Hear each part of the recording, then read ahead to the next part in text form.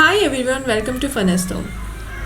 जब हम अपने घर का इंटीरियर प्लान करते हैं तो बहुत सारी डिफ़िकल्टीज़ आती हैं, बहुत सारे चैलेंजेस आते हैं कि कौन सी चीज़ पहले करनी चाहिए, कौन सी चीज़ बाद में करनी चाहिए और कैसे बजट सेट करना चाहिए इनिशियली और फाइनल बजट कैसे सेट करना चाहिए। तो सबसे पहले मैं आपको बताना चाहती हूँ कि जब भी आप अपने घर का इंटीरियर प्लान करें तो इस इंटीरियर की जर्नी में 3 फेजेस होते हैं। First is initial phase, second design phase and third manufacturing and installation. तो ये 3 फेजेस होते हैं। तो ये जो सीरीज़ है how to design your home interiors, तो इस सीरीज़ के 2 वीडियोज़ हैं, क्योंकि अगर एक ही में मैं बता दूंगी तो बहुत काफ़ी लंबा वीडियो हो जाएगा, इसलिए मैंने 2 पार्ट्स में डिवाइड किया है। तो पहला जो पार्ट है वो है इनिशियल फेज़ के बारे में, जो इस वीडियो में हम लोग डिस्कस करने वाले हैं, और जो सेकेंड पार्ट है वो है डिज़ाइन फेज़, जो दूसरे वीडियो में हम लोग डिस्कस करेंगे। So let's get started. तो सबसे पहले आपको क्या करना है, जब भी आप अपने घर का इंटीरियर करवाते हैं तो सबसे पहले चीज़ क्या आती है हमारे दिमाग में, वो ये आती है कि बजट। लेकिन बजट से पहले भी हमें कुछ चीज़ें हैं जो करनी चाहिए, वो प्रोसेस फॉलो करना चाहिए स्टेप बाय स्टेप, ताकि वो बजट फाइनल करने में आपको ईजी हो। तो सबसे पहले आपको एक लेआउट प्लान क्रिएट करना है, लेआउट प्लान या फर्नीचर लेआउट। तो फर्नीचर लेआउट क्या होता है कि जैसे आपको बिल्डर आपको एक फ़र्नीचर लेआउट देते हैं, एक फ्लोर प्लान देते हैं, उसमें वो मेंशन करते हैं कि बेड किस जगह पर आएगा, किस वॉल पर आएगा, या सोफ़ा किस वॉल पे आएगा, टीवी यूनिट किस वॉल पे आएगा, तो उसे बोलते हैं लेआउट प्लान। तो बिल्डर ऑलरेडी आपको ये प्लान भी देते हैं फ्लोर प्लान के साथ साथ, लेकिन आपको अगर कुछ उसमें चेंजेस करने हैं अपने अकॉर्डिंग, अगर आप कुछ बेसिक वास्तु अगर फॉलो करते हैं तो उसके अकॉर्डिंग आप चेक कर सकते हैं कि क्या आपका बेड का पोजीशन या गैस स्टोव का पोजीशन सही जगह पर है या नहीं, और आपको कुछ अगर ऐड ऑन करना है तो आप वो क्रिएट कर सकते हैं। तो ये लेआउट प्लान क्रिएट करने से पहले आपको एक चीज़ का ध्यान रखना है कि आपको 60-40 का रेशो लेना है। मतलब किसी भी रूम में 60% एरिया खाली होना चाहिए और 40% एरिया फर्नीचर से ऑक्यूपाइड रहना चाहिए। तो आप जब ये रेशो फॉलो करते हैं तो आपका प्लान बहुत अच्छे से क्रिएट होता है। अब आपको हर एक रूम का सेपरेटली करना है। जैसे अगर फॉयर है तो फॉयर अगर रेक्टेंगल शेप में है या स्क्वायर शेप में है, वैसे आप एक नोट पैड पे क्रिएट कर लीजिए फॉयर, और उसमें आपको क्या क्या फर्नीचर ऐड करना है। अगर आपको सपोज़ कीजिए कि आपको शू रैक बनाना है, तो एक बस छोटा सा एक शू रैक आप रेक्टेंगल में क्रिएट कर दीजिए, वहाँ अंदर लिख दीजिए शू रैक, और उसके साथ अगर सिटिंग ऐड करना है तो आप थोड़ा सा एक राउंड कुछ बना के एक सिटिंग लिख सकते हैं वहाँ पे। इस तरीके से आप हर एक रूम का एक लेआउट प्लान क्रिएट कर लीजिए। लेआउट प्लान के बाद आपको अपनी रिक्वायरमेंट्स सेट करनी है, और तो वो जो भी आपकी रिक्वायरमेंट्स हैं आप सारी एक नोट डाउन कीजिए, और सारी डिटेल्स आप नोट डाउन कीजिए। जो भी छोटी से छोटी चीज़ आपको करवानी है सारा आप नोट डाउन कर सकते हैं। अब दूसरा स्टेप है कि आपने प्लान तो क्रिएट कर दिया है, ऊपर से कैसे दिख रहा है, अब आपको क्रिएट करना है कि सामने से कैसे दिखेगा। ये आपको क्रिएट नहीं करना है, ये बस आपको इंस्पिरेशन लेना है सोशल मीडिया प्लेटफॉर्म से या किसी मैगज़ीन से या कहीं से भी, आपको पिंटरेस्ट से आप लिख सकते हैं कि आपको जैसे टीवी यूनिट है तो टीवी यूनिट आपको किस डिज़ाइन का चाहिए। काफ़ी सारे डिज़ाइंस आते हैं, तो आप ऐसे सोच सकते हैं कि आपके पास कितने सारे इलेक्ट्रॉनिक डिवाइसेस हैं, तो उसके अकॉर्डिंग आपको कितनी रिक्वायरमेंट होगी, कितने ड्रॉवर्स लगेंगे, वॉल पे आप पैनल करवाना चाहते हैं, तो वो एक आप एक लाइक पिक्चर्स, आप एक इंस्पिरेशंस जो आपको ठीक लग रहा है वो आप पिक्चर्स सेव कर सकते हैं। तो ऐसे ही सारे रूम्स में हर एक चीज़ का एक पिक्चर सेव कर लीजिए। इससे क्या होगा, इससे आपको आइडिया लगेगा कि आपका डिज़ाइन टेस्ट कैसा है, आपकी चॉइसेस कैसी हैं, तो आपको फ्यूचर में डिज़ाइनर्स को ये बताने में बहुत ईजी होगा। अगर आप खुद प्लान कर रहे हैं तो उसके लिए भी आपको बहुत ईजी होगा। आप फैमिली के साथ बैठिए और फैमिली के साथ ये सारी चीज़ें डिस्कस कीजिए। तो अब होता है कि आपने ये भी प्लान कर लिया कि आपको क्या क्या चाहिए। लाइक अगर आपको लाइक फर्नीचर के अलावा भी अगर आपको वॉलपेपर चाहिए या टेक्सचर पेंट चाहिए, तो ऐसे ऐसे पिक्चर्स आप सेव कर सकते हैं। या अगर आपको कोई वॉल आर्ट पसंद आ रहा है या कोई आर्ट पीसेस, आपको फॉयर में कोई आर्ट पीसेस लगाना है, मिरर लगाना है, तो वो सारे आप सेव कर सकते हैं। ये सब चीज़ें मैं अभी क्यों बोल रही हूँ, क्योंकि ये आपको इनिशियल फेज़ में ही आपको ये बहुत इजी होगा आगे जाके। क्योंकि क्या होता है मैं आपको बता देती हूँ, इसके बाद जो नेक्स्ट स्टेप आएगा वो आएगा बजटिंग का। तो जब हम लोग इनिशियल बजट लेते हैं डिज़ाइनर से या कॉन्ट्रैक्टर से, तो क्या होता है कि वो लोग आपको आपकी जो अगर आपकी रिक्वायरमेंट्स क्लियर नहीं होती है, आपके मन में एक टेंटेटिव बजट सेट नहीं होता है, तो वो आपको जैसे एक बहुत रफ़ या टेंटेटिव बोल सकते हैं कि वो एक आपको एस्टिमेशन देंगे।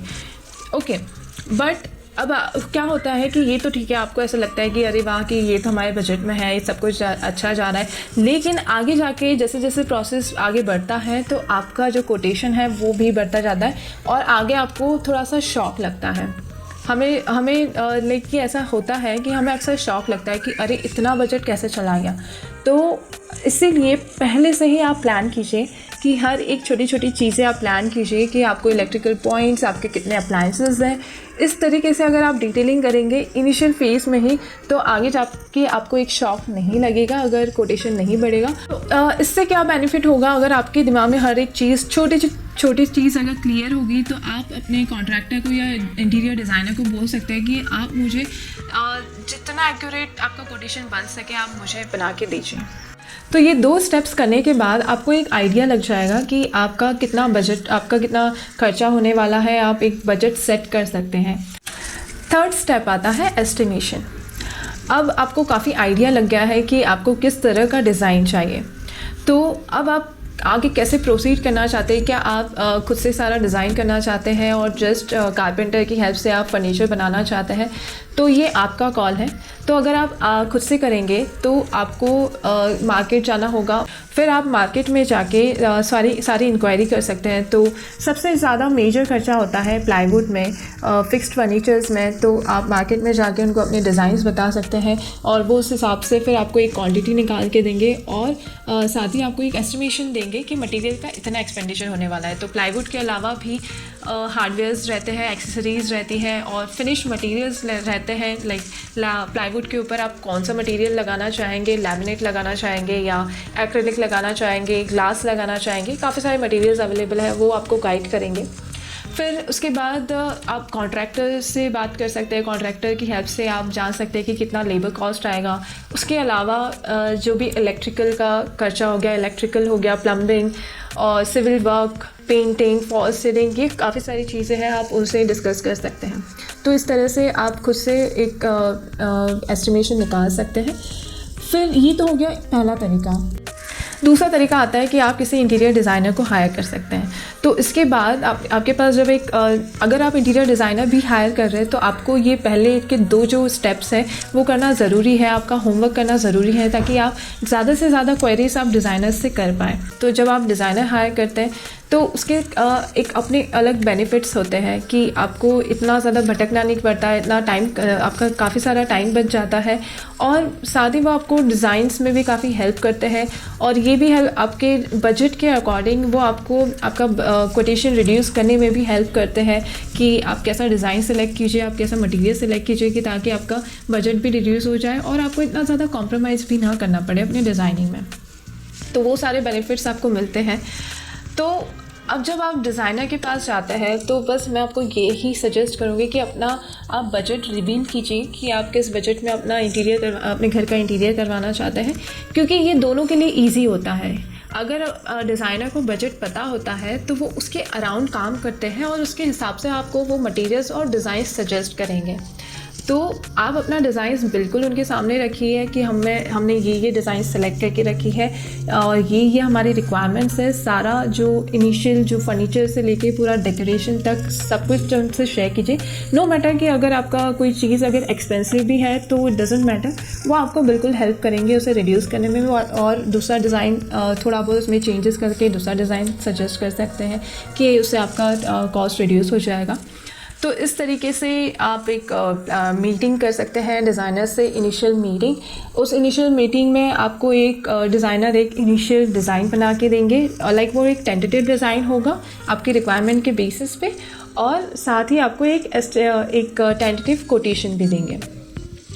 तो अब आपको सबसे इम्पॉर्टेंट बात ये है कि जब भी आप जैसे मान लीजिए कि आपने एक बजट सेट किया 7 लाख का, ठीक है, तो अब 7 लाख में मोस्ट ऑफ द टाइम मतलब it's like almost all the time ये होता है कि जो भी हम बजट सेट करते हैं और वो लाइक डिज़ाइन फेज ख़त्म होते होते और पूरा अपना घर बनते बनते वो कोटेशन कुछ और ही रहता है, थोड़ा बहुत वेरिएशन आता है उसमें, कभी कभी ज़्यादा भी वेरिएशन आता है, बढ़ जाता है, तो हमें बाद में ऐसे शॉक लगता है कि इतना बजट कैसे बढ़ गया। तो यहाँ पे आप क्या कर सकते हैं, जो आपका बजट है लाइक 7 लाख आपका बजट है, तो आप उसे अभी 5 लाख ही कंसिडर कीजिए। आप इवन डिज़ाइनर्स को ये भी बोल सकते हैं कि 5 लाख का हमारा बजट है, 5 to 6 लाख इतना बोल सकते हैं, क्योंकि आपको थोड़ा बहुत जो भी आप बजट सेट कर रहे हैं उससे आपको एक थोड़ा सा बफर लेके चलना पड़ेगा, लाइक 20 to 25% आपको बफर लेके चलना पड़ेगा, क्योंकि एंड तक आते आते वो वेरिएशन आ ही जाता है।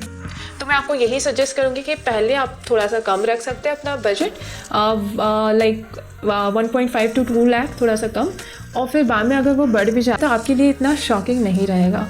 तो बस ये एक छोटी सी टिप थी। तो जब आपको एक जो डिज़ाइनर आपको फिर जो एस्टिमेशन देंगे तो उसको आप गो थ्रू कीजिए, और वो अगर आपको समझ में नहीं आए तो काफ़ी सारी डिटेलिंग्स रहती है, तो आप उनसे पूछ सकते हैं।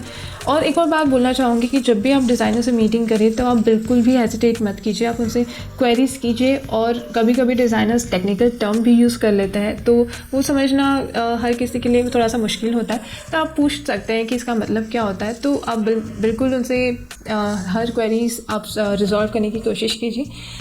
और जब आपको एस्टिमेशन अगर नहीं समझ में आ रहा है, आप उनसे पूछिए, उनसे डिटेल में बात कीजिए कि हर चीज़ का क्या क्या मतलब है, तो वो आपको एक्सप्लेन करेंगे पूरा कोटेशन।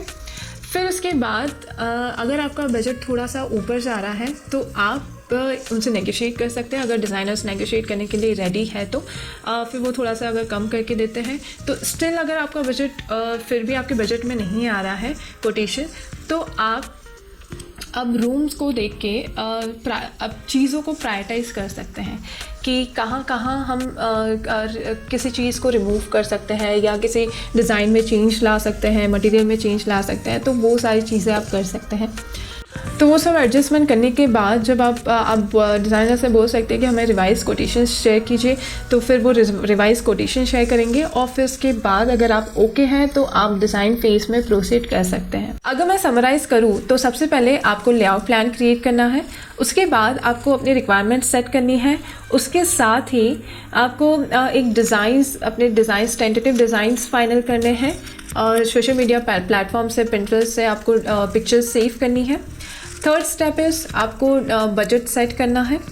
फोर्थ, आपको या तो आप खुद से आपको एक एस्टिमेशन क्रिएट करना है, या डिज़ाइनर की हेल्प से आप एस्टिमेशन क्रिएट कर सकते हैं। फिफ्थ, अगर कोटेशन आपके बजट में नहीं आ रहा है तो आप नेगोशिएट कर सकते हैं, साथ ही आप अपने डिज़ाइन को, अपने रूम्स को प्रायोरिटाइज़ कर सकते हैं। फिर उसके बाद अपना एक टेंटेटिव कोटेशन सेट करके आप डिज़ाइन फेज की ओर प्रोसीड कर सकते हैं। तो वो हम डिस्कस करेंगे नेक्स्ट वीडियो में। आई होप आपको आपके लिए ये वीडियो हेल्पफुल रहा होगा, आपको ये वीडियो अच्छा लगा होगा। अगर आपके पास और कोई क्वेरीज है तो आप कमेंट करके हमें पूछ सकते हैं। इस वीडियो को लाइक, शेयर और सब्सक्राइब कीजिए, और नीचे दिए गए बेल आइकन को क्लिक कीजिए, ताकि जब भी हम हमारा नया वीडियो लेकर आए तो आपको उसकी अपडेट मिलती रहे। वीडियो देखने के लिए थैंक यू सो मच। मिलते हैं नेक्स्ट वीडियो में। Till then, bye bye, take care.